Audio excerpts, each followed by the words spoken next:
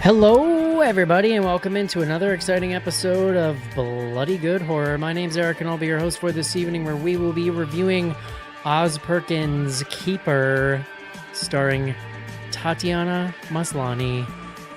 Brand new entry in the story genre we like to call Good for Her. Joining me tonight, first up, from the mean streets of Oakland, California. She didn't go to Duke, but she went to the School of Hard Knocks. Please welcome Rachel to the show. Right, good for me. Good for me. Goddamn right. Next up on the show from Indiana, he went to Notre Dame. Please welcome Casey to the show. Hello, and I wish. Oh, you didn't go to Notre Dame?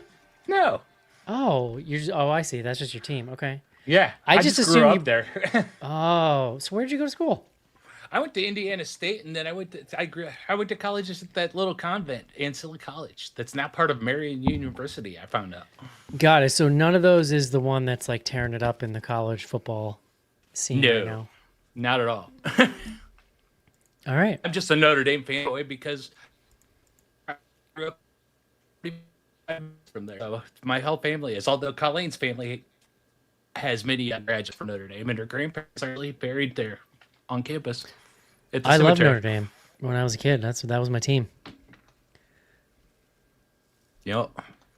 Good taste. All right, Rachel, you ready? I mean, I'll do my best. Let's talk about Keeper. This is it, Jennifer. Your big break in TV.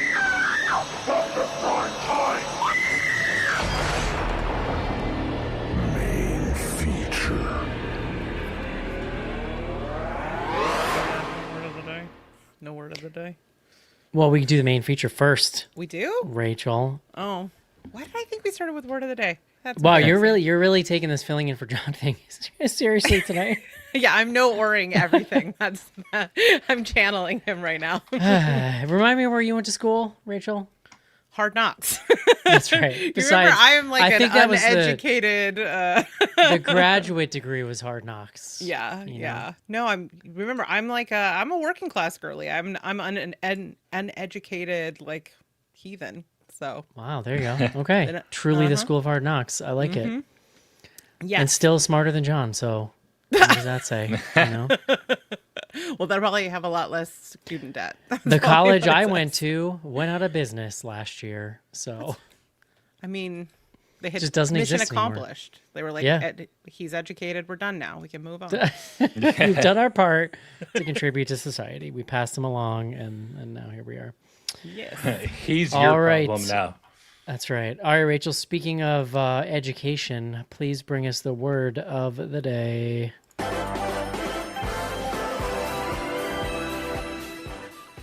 All right. Today's word of today is perfidy. Are you familiar with perfidy? You may not No. be familiar with the word, but you probably have experienced it before. And what it means is the quality or state of being faithless or disloyal or treacherous. It is an act or an instance of disloyalty. The word comes from the Latin perfidia, from perfidious, which means faithless, from per, which is detrimental, to fides, which is faith.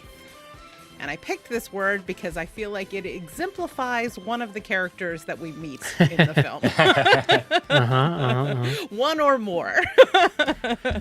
I love it. Well, Rachel, why don't you tell us about Keeper? Sure. Okay. So as you mentioned, this is the latest film from one Oz Perkins, who has been on a bit of a roll. Obviously, last year he put out Longlegs. Earlier this year, he put out The Monkey. And this time, unlike previous films, it's only the second time in his career that he has actually worked from someone else's screenplay. In this case, it's from writer Nick Leppard. And Nick Leppard has actually only previously written one other film, which we reviewed earlier this year.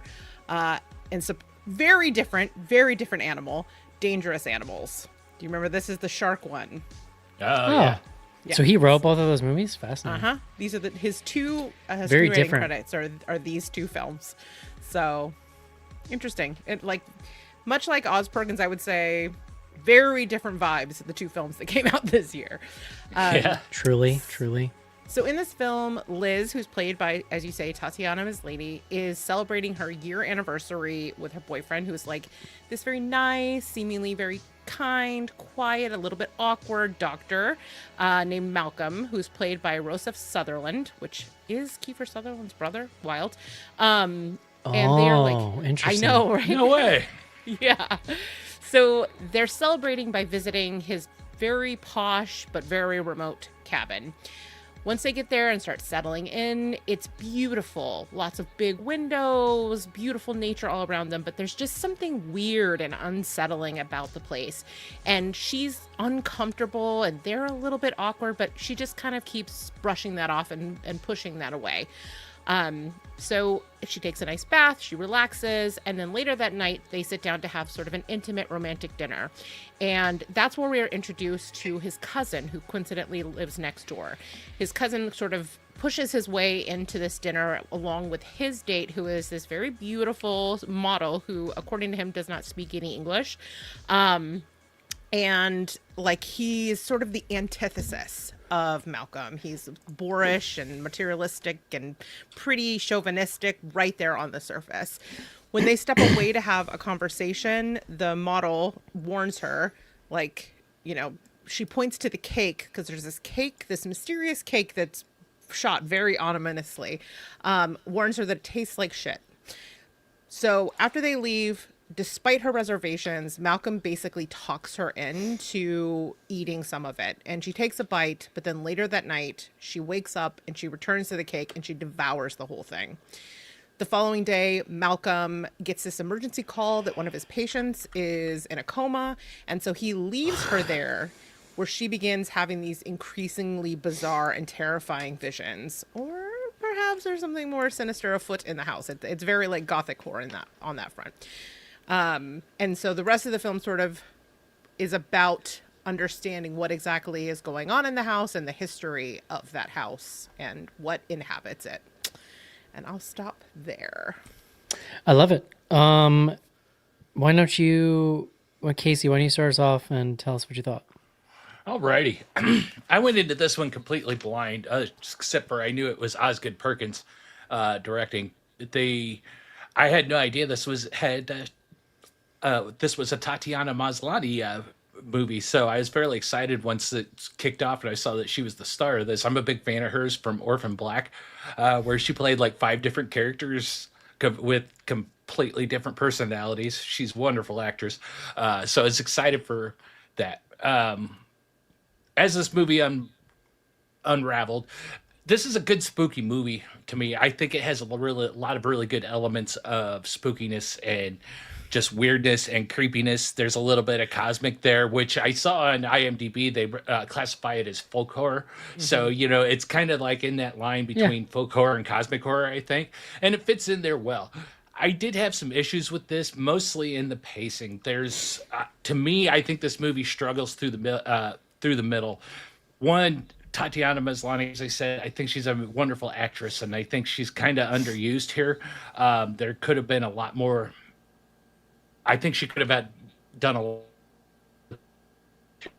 if they gave her a little bit more room to play, but that pairs with this movie I'm not going to say fail. It's not a failure. It falls short on kind of the setup of the spooky things that are going on. We see a couple effects, like when the first night she gets in the bathtub and she's kind of, as she's sinking into the tub, relaxing, and she's got kind of the weird overlay of the rivers flowing behind her. Those kind of moments were good. There's little moments where like we see this thing creeping around in the background. Those were good, but there's not a lot of setup of hints of what's going on here, to which leads us to, once everything starts to unravel, the late third act, it's a bit of a plot dump. And so to me, it kind of makes the resolution of this feel kind of quick, and it all resolves fairly quick since there's not a lot of setup. And that's where my issues are with this movie. That's not to say I didn't like this movie. I enjoyed it. I thought it was good. I thought it was creepy, and there's great atmosphere here, and I thought all the cast was great, but I just kind of wish that they would have built the strangeness out, because when this does kick off and the weirdness kicks in, it is. I just wish I had the better build up for it.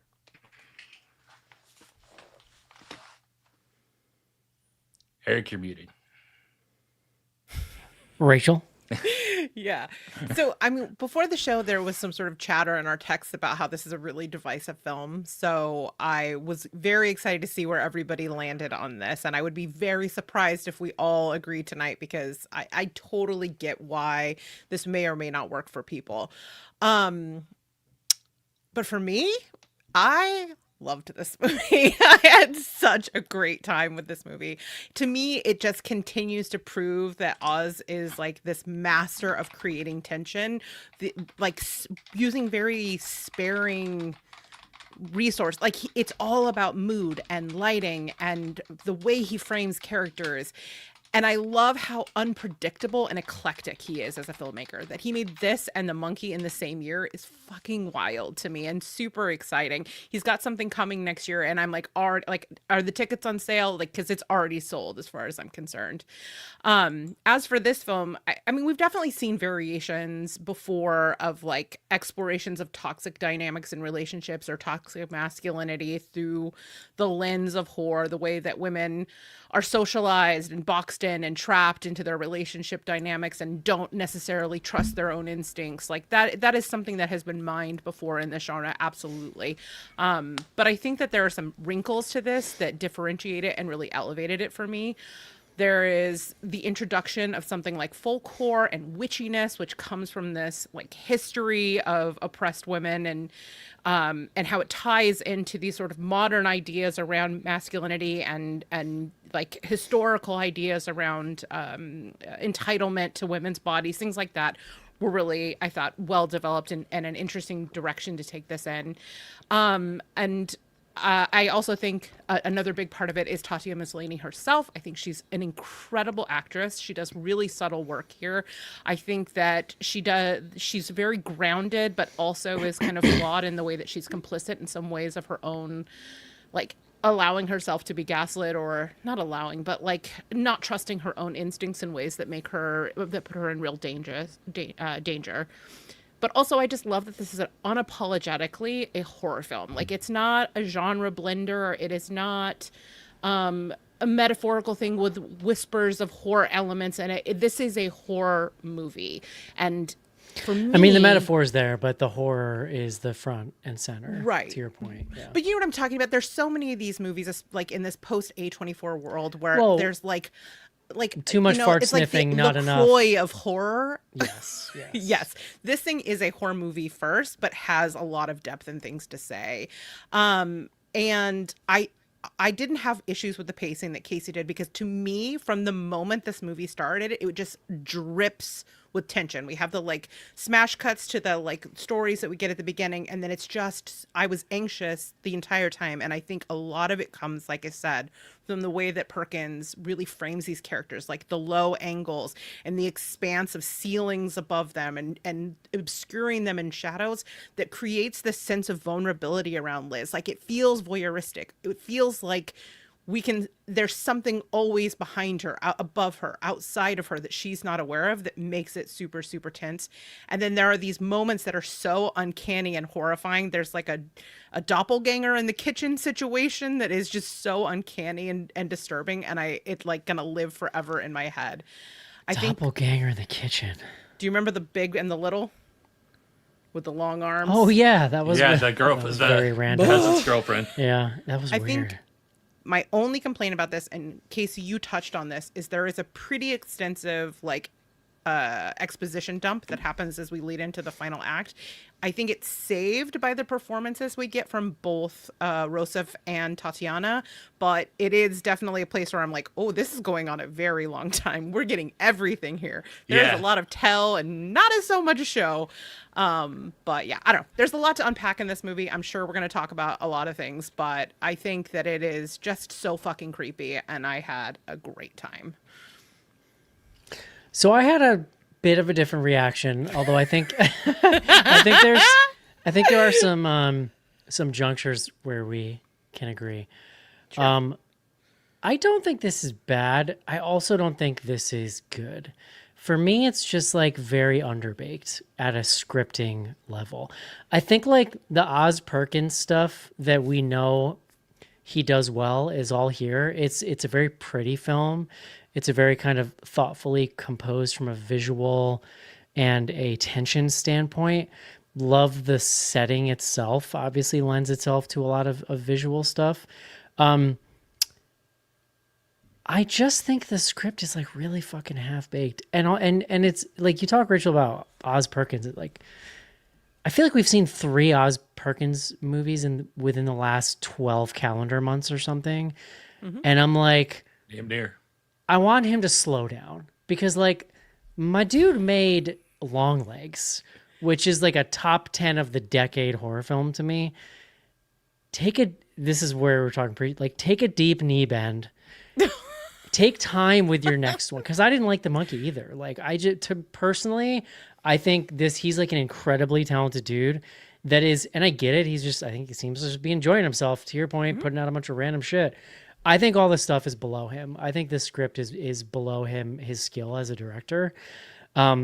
This scene with the doppelganger, like he's just throwing shit at the wall because, to Casey's point, for about 40% of this movie, like goddamn nothing is happening. Like we're just waiting for the reveal. We're waiting for something to happen. The only thing that pulls me through this is that Tatiana Maslaniy is giving a performance I can only describe as exquisite. Like just an absolutely effing incredible performance that to me is elevating everything going on around her way above what it actually is.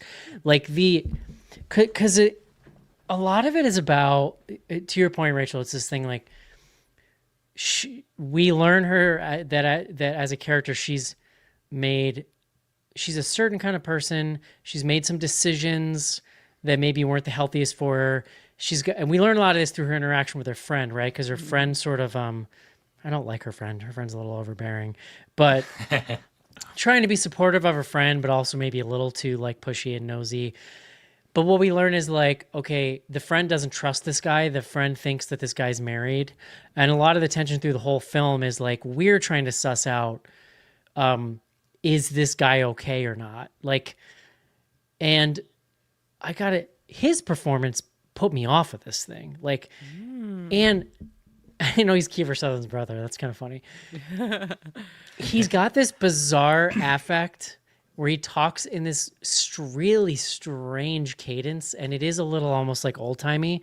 Now, like, in the fullness of the film, no. I understand his choices in the fullness of the film, but before 99% of it, when I'm waiting to find that out, he made my skin crawl, but not in a way that I was enjoying. I was like, I just don't want to watch you, sir. I don't want to lick your face. I want to listen to your words. Meanwhile, Tatiana Maslaniy is giving like a spellbinding performance.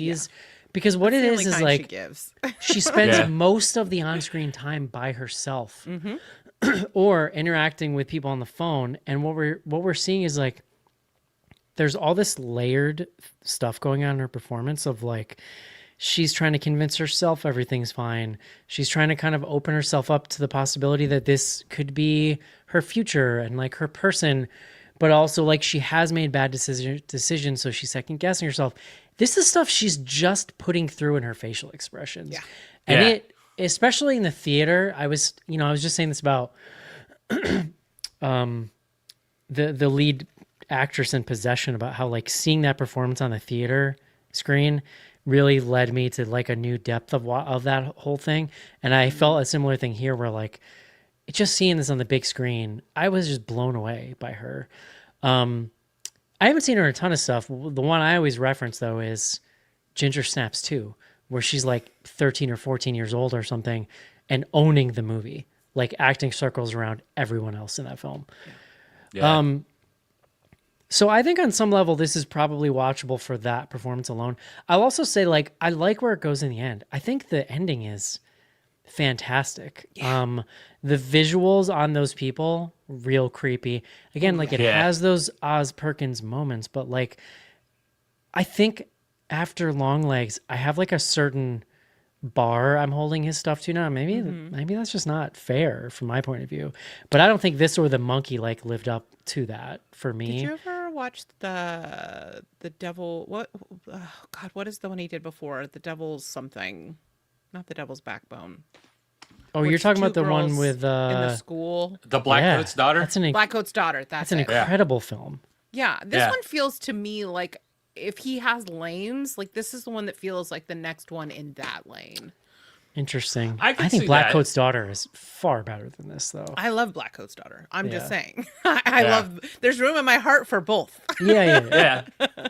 Oh, definitely. Just man, the slowness and the pacing just kind of killed it for me. It's Yeah. so interesting. I did not. The pace to me, I was so. It felt like a held breath in a way that was so tense that I was like I don't know. I discovered my kink. I don't know, but I like it. To me, was every moment just felt like it just dripped with tension, and in the best way. So it was like building, building, building, so that when we finally got to that end, it felt like such a like release and also abject horror at what was happening. Yeah. That basement scene is terrifying in the best and most delicious way. Yeah, that's a great. I mean, there are plenty of great scenes in here. And first off, I would say, Eric, I think your comment about this Tatiana deserves more elevated material. I think that's definitely the angle I was going for when I was talking about that she was kind of underused here. She was great in this. I think there's so much more they could have done using her skills to make this even better, because to me it really kind of falls apart for the third act, because the third act itself is different, but it's that plot drop that really kind of takes me out of it. Well, to me, Because- the length of that soliloquy, I think. Yeah, it kills the payoff for once it starts getting weird, But because like, I think that is what is showing me how sort of thin the plot is up until then, because you need it. Like, he's got to Yeah. come in and just explain all this shit, because you're just like, something's got to come right, together in the end. and like to my point of underusing Tatiana, we spend a lot of time with her on that day by herself in the cabin, lots of noises, and she's kind of there bewildered trying to figure out what the noises were. It would have been I a can watch good that for time. another hour. She was great, but for the point of the plot, though, it would have been an excellent time for her, because her character's smart enough to uncover more about what was She going should have on gone to to a give us some library, hints. looked up the microfiche, Found something in the basement.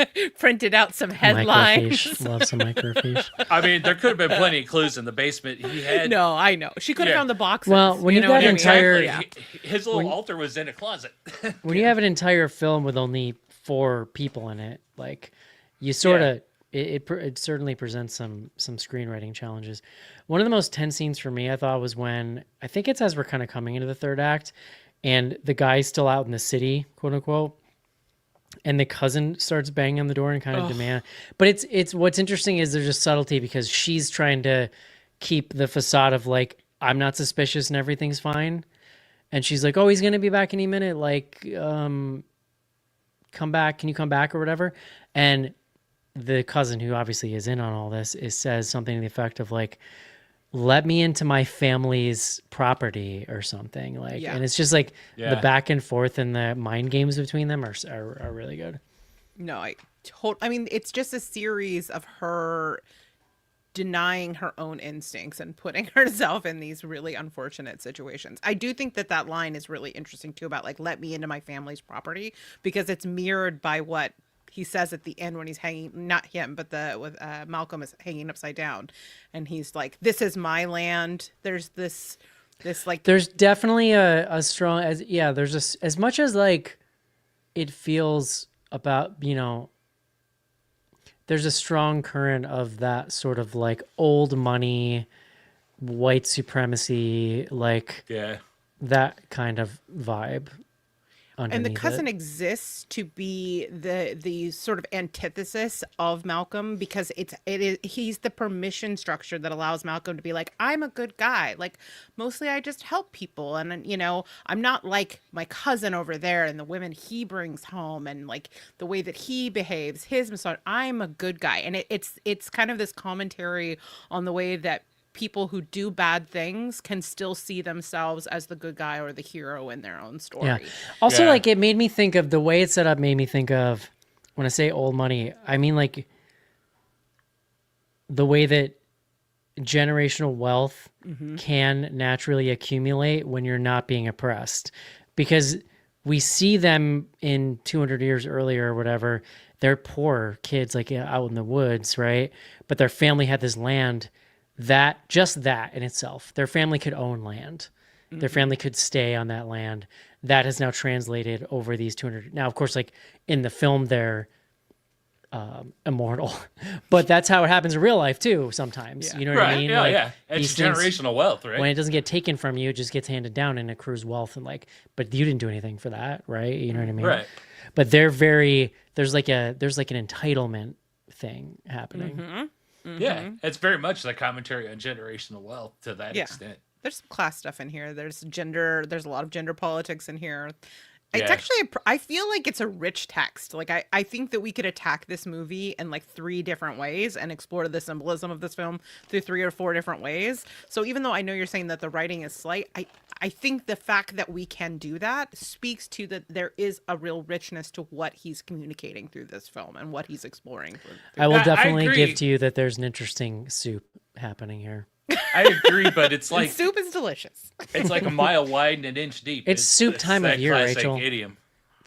I don't know if it's soup. I don't know if it's soup time in Oakland yet, but it definitely is in New York. Oh, Well, it's soup see, time. We're I souping it up. struggle with the cousin character too, because I think you're exactly right what he's there for, but at the same time, the way they used him in here, he felt kind of forgettable, and he didn't really need to be there. He shows up like twice and acts obnoxious. And spoiler, did the critters? I would assume the critters killed him. We just saw him with his neck chopped in half, Yeah. so that was kind of That was pretty anticlimactic good. too. Well, I mean, it's laying the groundwork for the way that the creatures interact with her. Like, there are so many True. times where they have the opportunity to kill her and they don't. But we see Right. them. This is like the first time they betray one of these cousins. That's So- fair. Yeah, that's a good point. I didn't think But- about it in that way. Looking back, I didn't think about that scene looking back. I also think part of his purpose is, for one, to create kind of that scene, that tense scene, and also set up kind of the early dynamics that kind of obscure some of Malcolm's villainy in those opening, like that opening dinner scene. But also, I think he serves to show what's behind the mask with Malcolm, like showing up. When he shows Yeah. up in that moment, he's there with a drink to celebrate the thing that they did.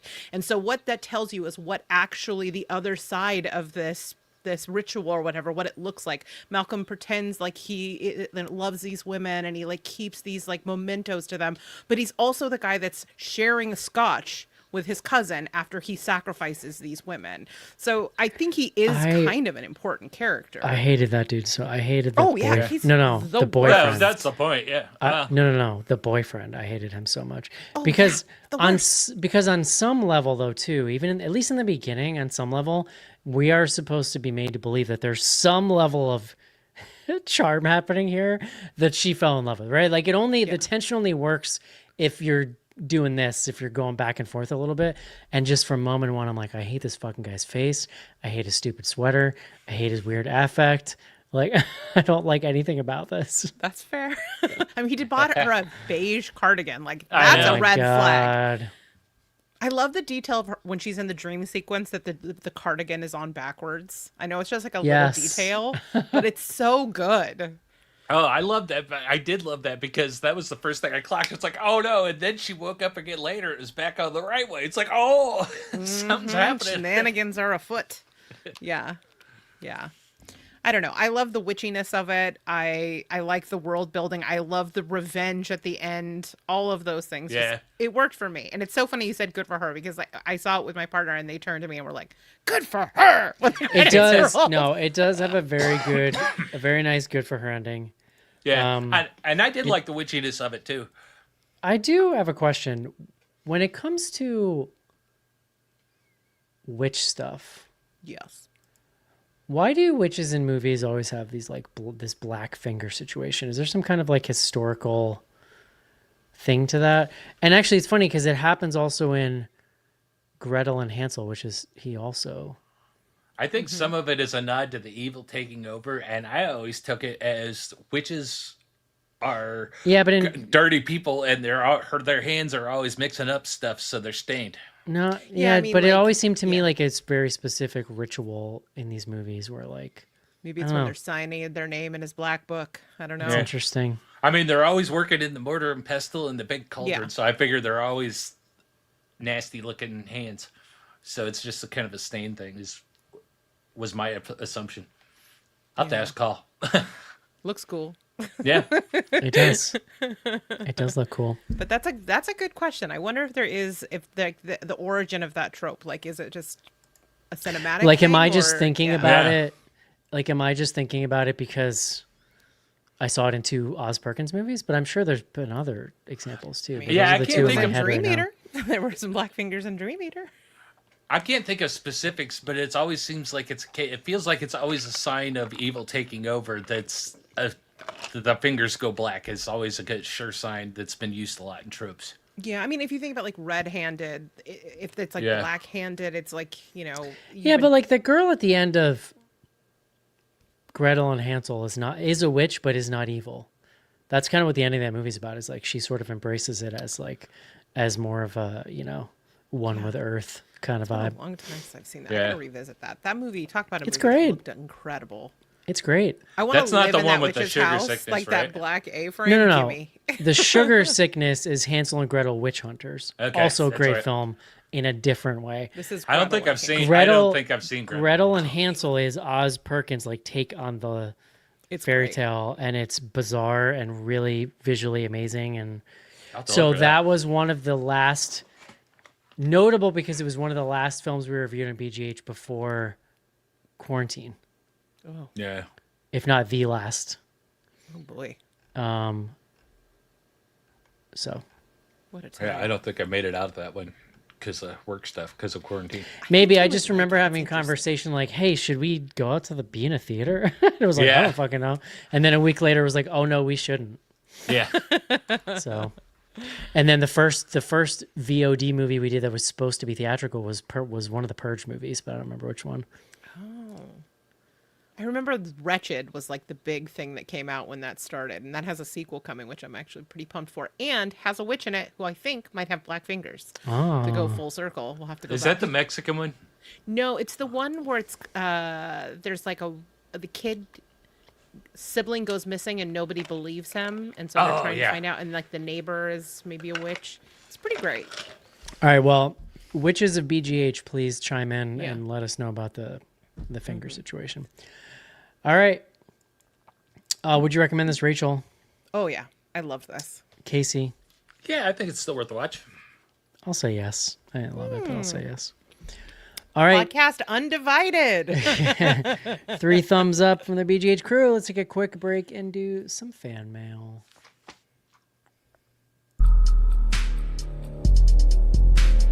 Get our comments back up. Send feedback to info@bloodygoodhorror.com or on Twitter using hashtag Am I better AskBGH. after reboot? Join Patreon Yes, to get back thank you. episodes and much more. I Patreon.com/bloodygoodhorror. need a new router.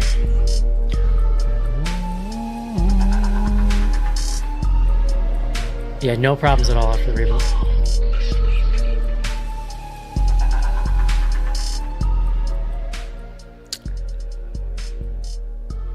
And we're back. Thanks everybody hanging out in the chat tonight. Don't forget, if you want to hang out in the chat live with us, patreon.com/bloodygoodhorror. If you say nice things about us, we'll talk about you in the show. Levi says, Rachel with the tree up already. This is It's my like second a tree. It's like a pink tree. Yeah. It's all pink. Yeah. It's all pink with I mean, not all pink because it's my spooky Christmas tree. Like a yeah. all pink and I like that. Thank you. Joe Ferry, should this film have been called Keep Her? I think you may have spoiled it for yourself, Joe. I do think there's like a whole conversation we could have about the various meanings of the title, but we're done with the review, so I'll shut up.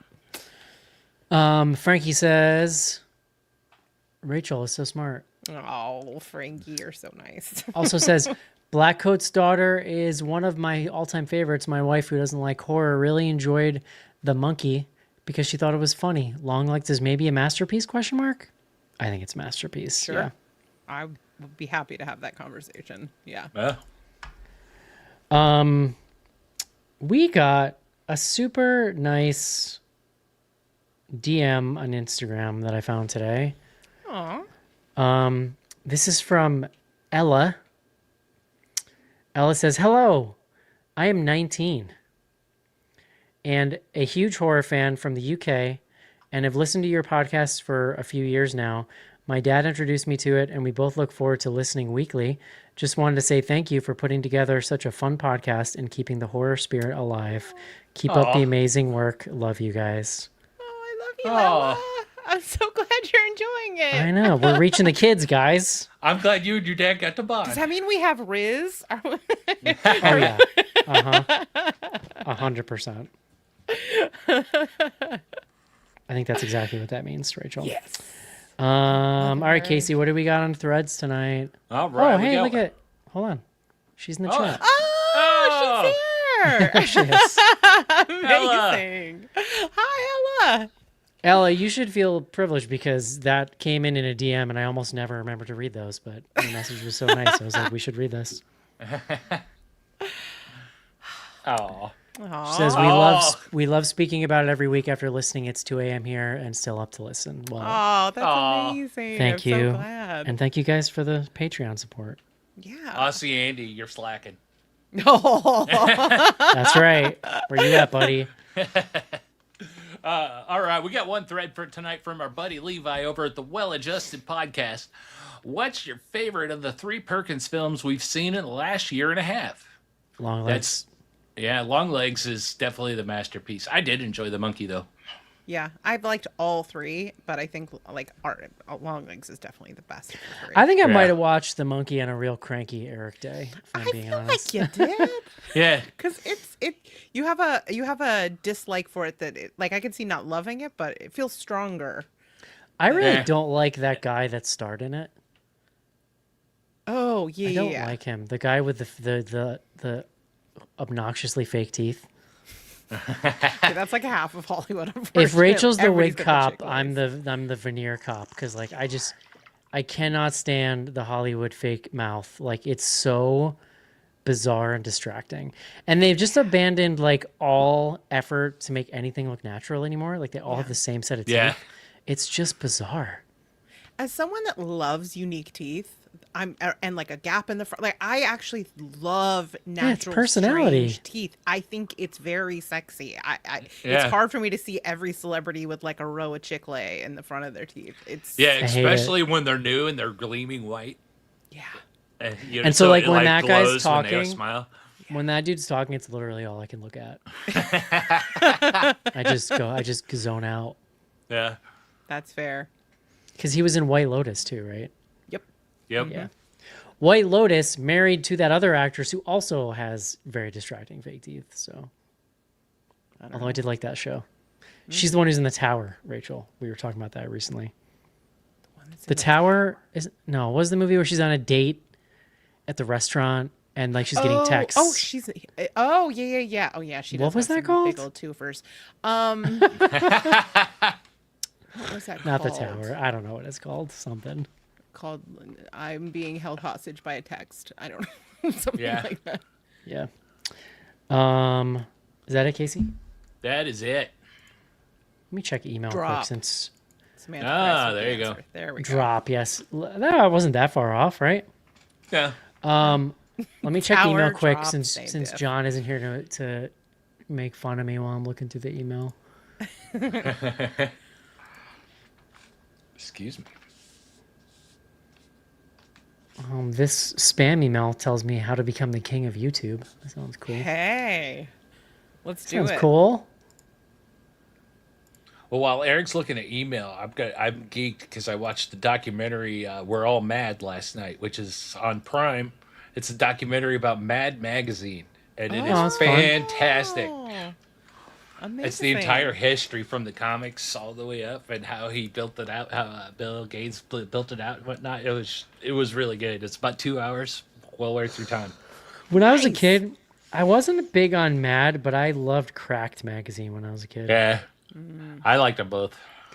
Like, I would always go to, the magazine rack in the grocery store. I would look for Fangorias, but it was never there. To get those, I had to go to like Barnes and Noble, which was bullshit. Yeah. But yeah, I would like ask my mom to get like a Cracked magazine or something. Yeah. All through high school, every time I got sick, my mom, or if I had like surgery or something like that, my mom always got me Mad Magazine. What a weird time in history. I know. Get replicated. We got 2 questions this evening on Instagram. One's not a question. Brian Wolford says Tatiana Maslaniy deserves every award. Agree. Legitimately Agree. should be an A-list star. Yeah. Should be in like Oscar worthy stuff because like the performance she's putting in here is crazy. Are you saying She-Hulk was not Oscar worthy? That was the first thing I thought was like, God, slumming it in She-Hulk. And she got a lot of shit for that too. From like, don't you remember the part where her and Megan the Stallion twerked? Yeah. only because I've seen it in GIF form. Do you remember her star turn in Parks and Rec? For like 2 episodes, No. maybe 1. No. Who was she in Parks and Rec? She was some nurse that came to rent out like a hall or something. She dated Aziz Ansari for like an episode or 2. She was from Indianapolis. No, interesting. Frankie says, "Are you guys gonna discuss one battle after another? Not a horror movie, but definitely weird and kind of amazing. Probably not, but I've been wanting to see it. Yeah, it's on my list to watch. I'm gonna see it, but Yeah, I'm kind of a sucker for Leo, even though he's seems to be deeply problematic. I know. You know, Rachel, did I ever tell the story when I was down in New Orleans for work around the Super Bowl? I saw Leo in a party bus did you? because we were like doing a thing, and Was he then just recruiting girlfriends? we on a had to high school wait bus? outside before we could get back in. It was a whole thing, and it was yes, the party bus was filled with girls, and he had a surgical mask on, but I could 100% see that it was him. Oh boy. It was giving like Michael Jackson vibes, honestly, like with the surgical mask and sunglasses at 10 o'clock at night. Oh wow. I always That was forget also 'cause where I saw Oh Randall from. my god, that was Speaking of serious. problematic. Like Leo Schmeo. You saw Yeah. Randall. Randall's cool. Randall walked 5 feet behind me, Dude, the scream I scrumped when you texted me that photo. and it was like the best creep shot I've ever taken in Just my entire beautiful. life, Yeah. and had no warning. Like had a 2-second warning to get my phone out and take that shot. Honestly, It's like when mothers pull like whole cars off of their children. You like had rapid creep pick speed. I had superhuman creep pick strength in that moment, and just like everything human else, body is a miracle. everything else melted away. This was the only thing, and it was like I was in the Matrix. It was Incredible. Last question of the evening: how long are you dating someone before you go in the woods alone with them? Question mark. I feel like it's a good litmus test for where your trust is at when you got to go somewhere that's like real remote. If it's early on, you know what I mean. Yeah. Yeah. But And to be guys, fair, like as men, Rachel, we probably have a different take on this. And you do. I mean, I'd like to think I have good like survival skills, but I'm thinking about when I like my partner that I had when I was like 19, like my first long-term relationship. I met them, then the next weekend we went to their cabin. So like I didn't even wait a year.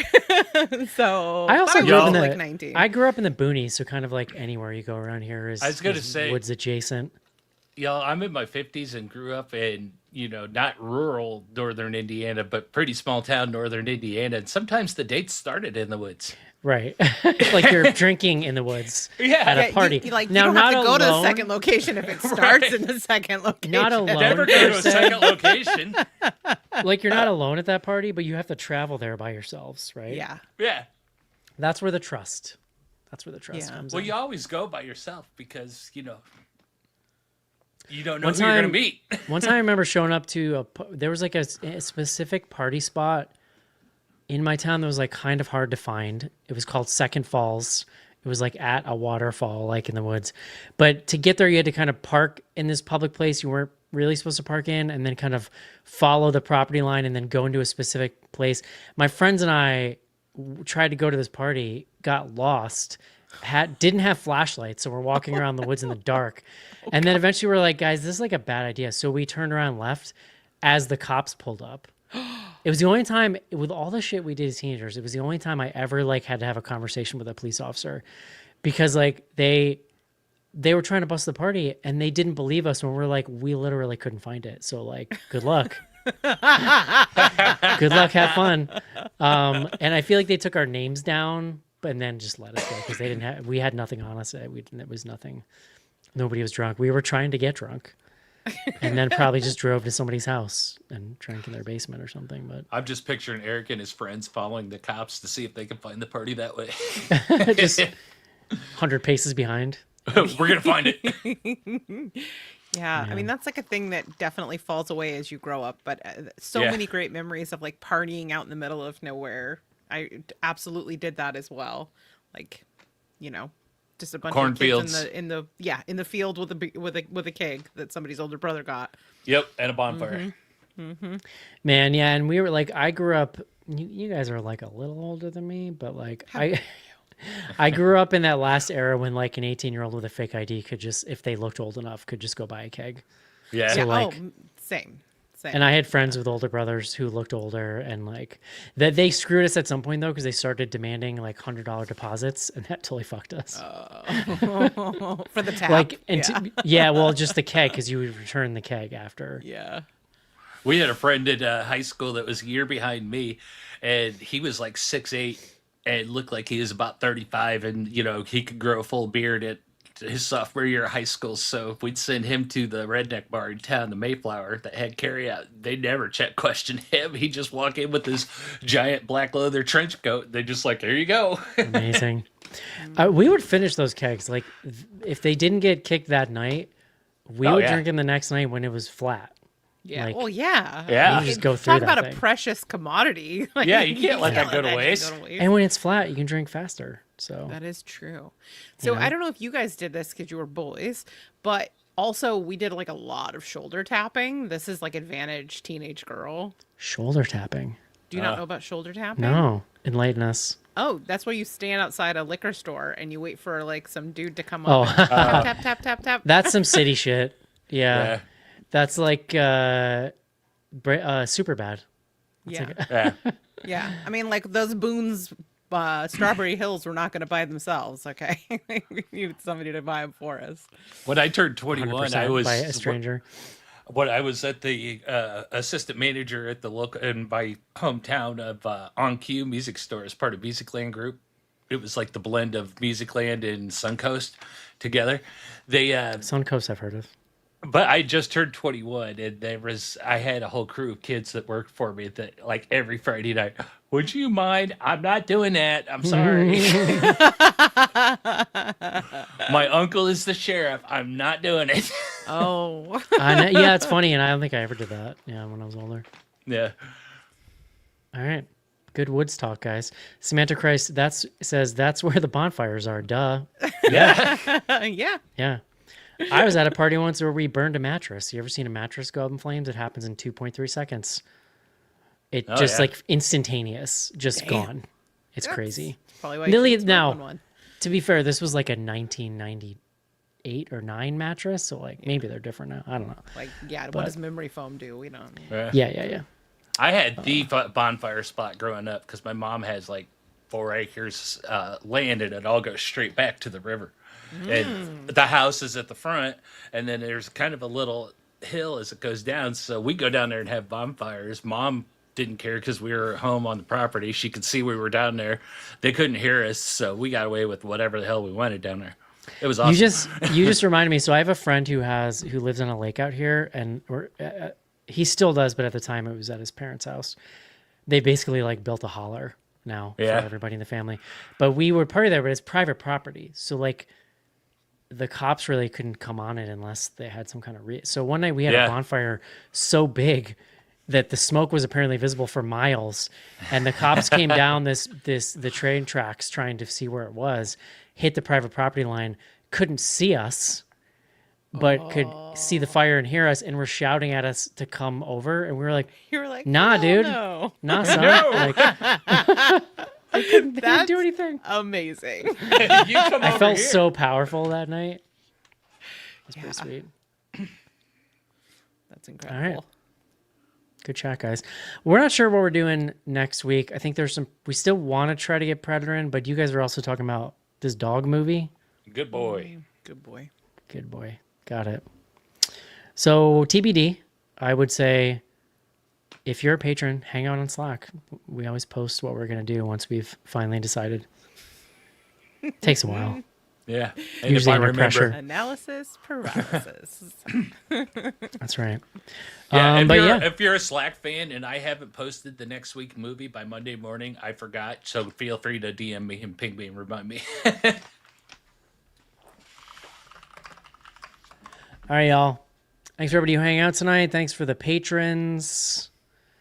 And next week is Thanksgiving, so sometimes I think we get an episode in, but sometimes we skip. So TBD on that. Keep an eye out. But yeah, hope you enjoy the show. We'll talk to you next week. Bye. Bye-bye.